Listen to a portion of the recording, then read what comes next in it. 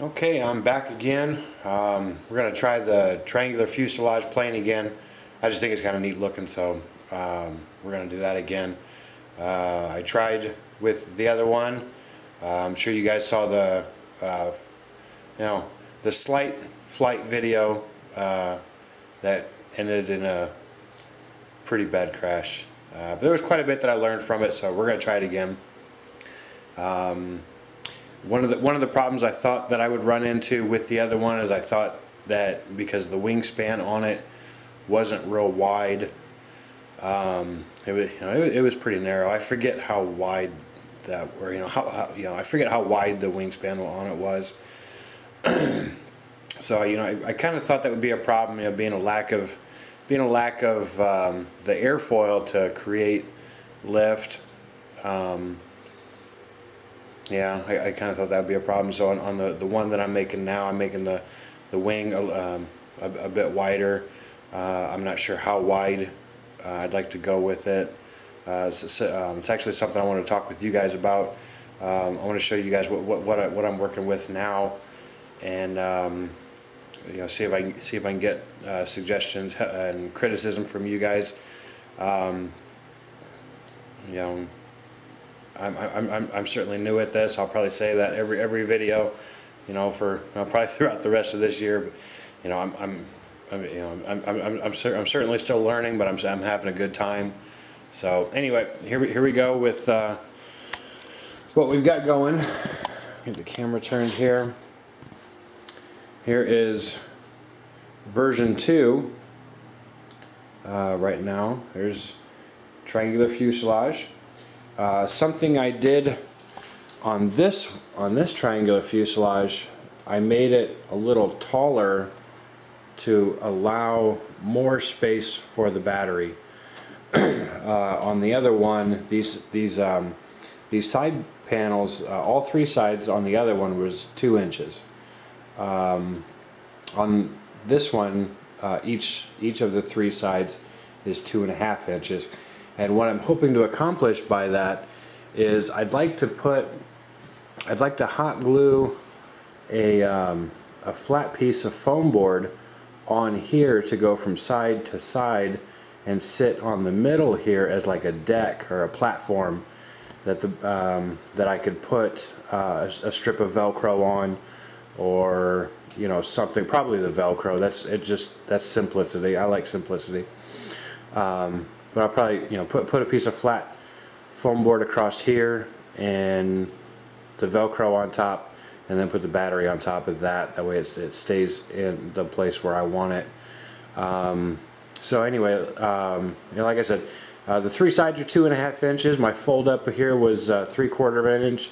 I think on the other one my fold up was 1 inch. When I was putting this one together, I got thinking about it, and as long as the hot glue in here holds, which it should, and even here on the bottom, I took the black tape, the black packing tape, and I wrapped it from one side around the corner to the other side. So between the hot glue holding that and the tape, I think that's pretty fair. My fuselage is the full length of the foam board. That's the 30 inches. But something I did with the rear stabilizer here, get this down here. I don't know if you can, yeah, you can kind of tell. I actually put the rear stabilizers. Let me see, how do I explain that? Okay, what I did is from the back end here to the back of the fuselage, I measured up 4 inches, so the rear stabilizer actually sits back on the fuselage. I guess for really no other reason than just to make the whole plane longer. I guess I really don't have any other reason for it besides just to make the plane longer, but that was something I did.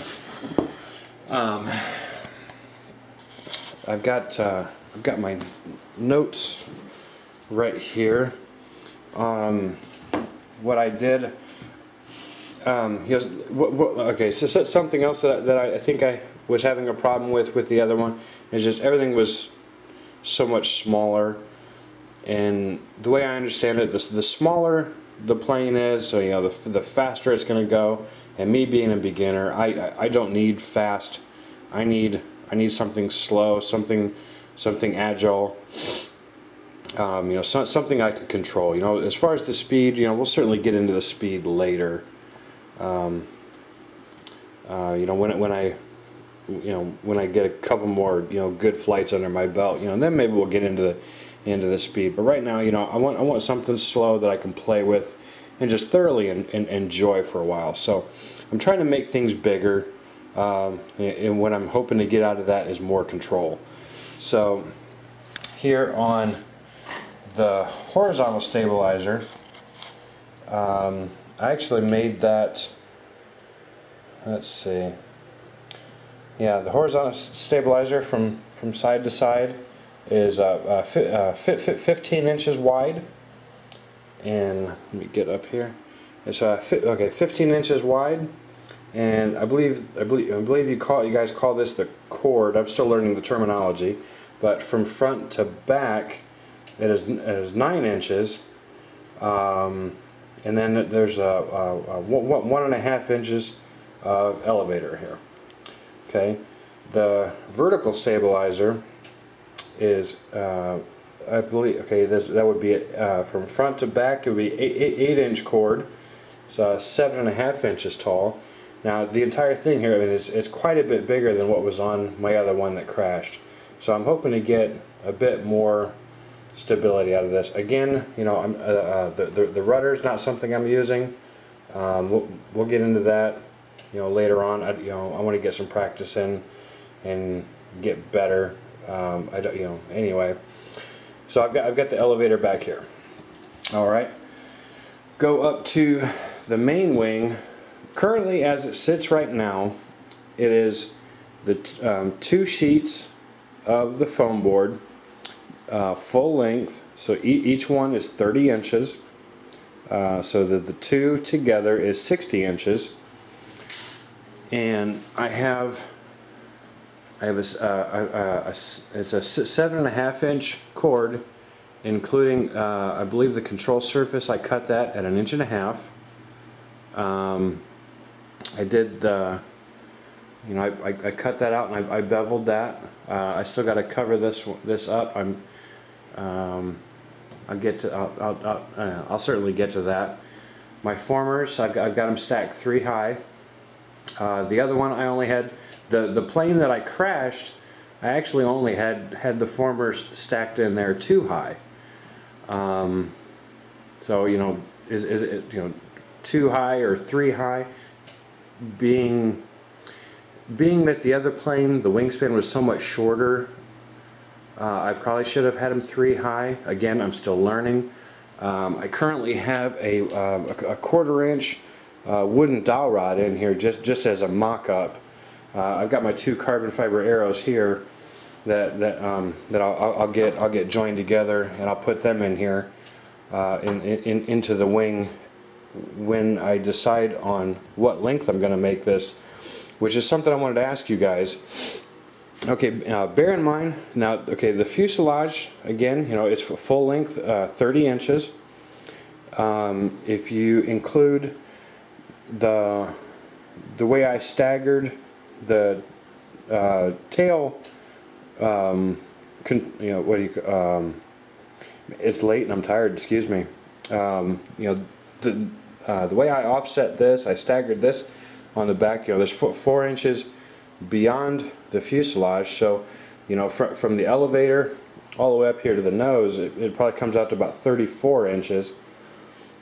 As far as the wingspan is, do you guys think I should just keep it at 60 inches and see what happens, or should I cut it down to you know, 50 or 45? You know, what do you guys think? I'm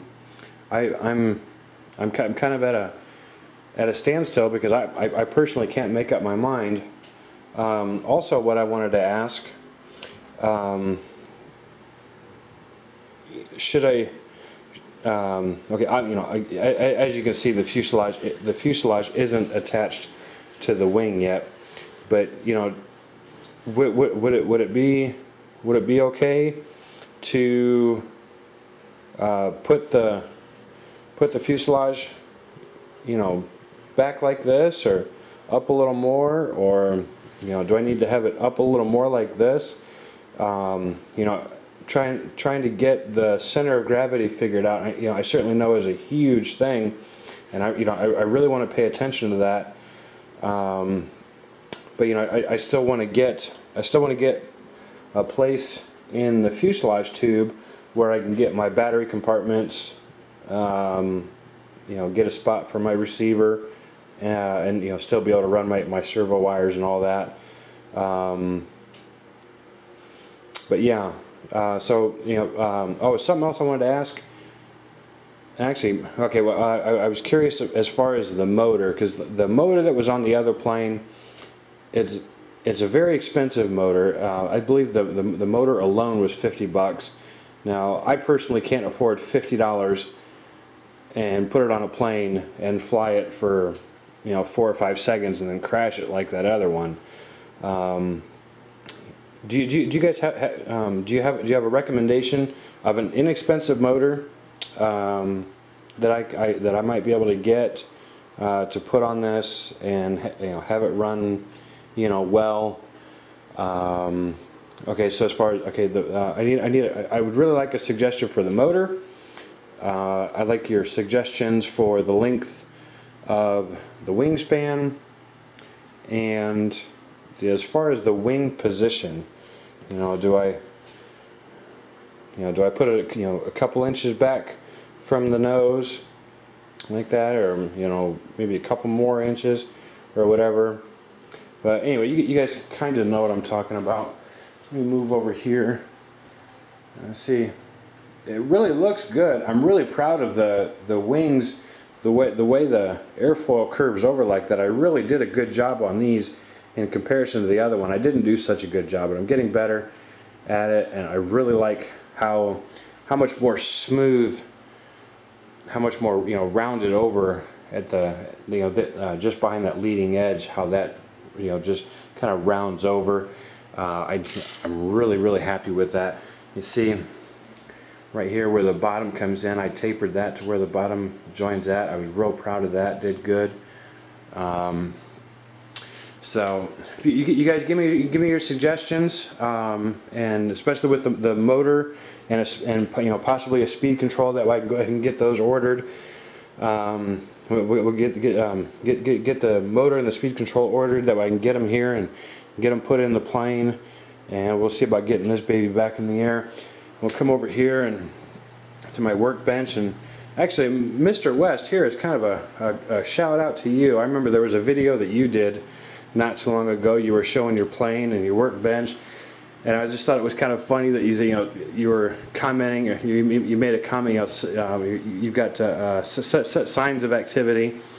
Yeah, here's my workbench, and my toolbox over there with a wooden top that I work on, and then of course my table over here that I work on. Definitely signs of activity. So that part's for you. Thanks, my friend. Here's the servos and the receiver and the control horns from the other plane. Fortunately enough, I was able to salvage all those. I've got those set aside. So anyway, that's pretty much what I've been doing today, and a little bit of yesterday, shortly after my crash. If you guys give me your 2 cents, maybe 3 cents, I'd appreciate it. Besides that, we'll talk to you guys later. Thanks for watching.